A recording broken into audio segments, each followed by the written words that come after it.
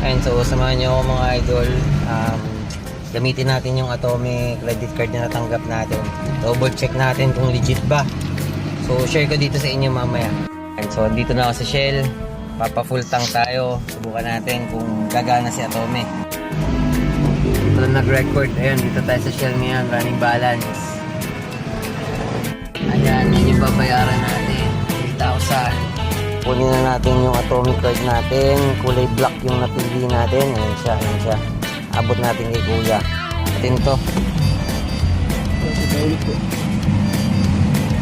So, legit si Atome mga idol. Nakapagbayad tayo nung pagas natin sa Shell sa halagang 3,000 plus.